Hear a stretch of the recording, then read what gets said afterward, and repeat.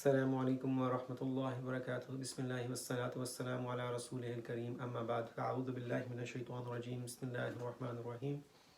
آج کا جو لفظ ہے وہ مرکب ہے، اور مرکب کیسا مرکب ہے ابھی ہم دیکھتے ہیں۔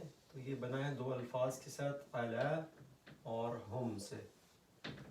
الا اور ہم سے آپ کو پتہ ہے کہ الا جو ہے یہ حرف جار ہے۔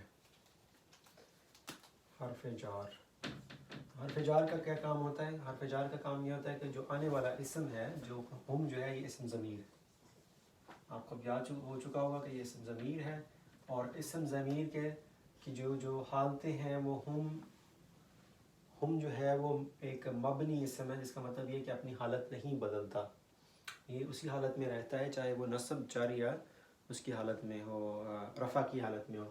لیکن ہمیں چاہیے کیا یہاں پہ، ہمیں حرف جار کے بعد ہمیں اسم ضمیر کی جو جر کی حالت ہے وہ چاہیے۔ تو جر کی حالت میں ایسے لگا دیتے ہیں تو یہ بن جائے گا الا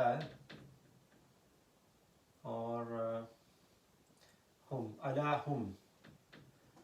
الا ہم جو ہے، اب جب اس کو ملاتے ہیں تو یہ لام جو ہے، کیونکہ یہ اس کے ساتھ ملے گا تو یہ لام کے اوپر زبر آ جائے گی، اور یہ پڑی جائے گی، الائی بنا جائے گا، یہ الائی۔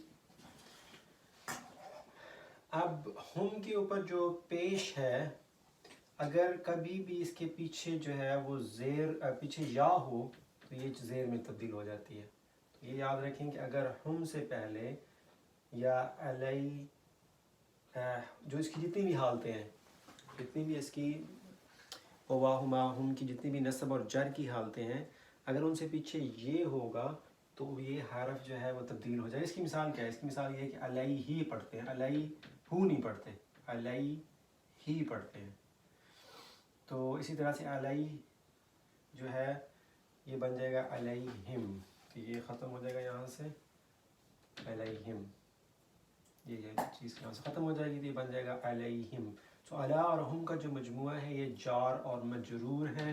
اس میں الا حرف جار ہے، ہم جو ہے یہ مجرور ہے۔ تو اس کا ترجمہ کرتے ہوئے کیا کرتے ہیں؟ اس کا پہلے ترجمہ کریں گے ان، کیونکہ یہ حالت جر میں ہے تو اس کے آگے آئے گا کہ، اور الا کا مطلب ہوگا اوپر، ان کے اوپر۔ تو علیہم کا مطلب ہوگا ان کے اوپر۔ جزاک اللہ خیر۔ السلام علیکم ورحمۃ اللہ وبرکاتہ۔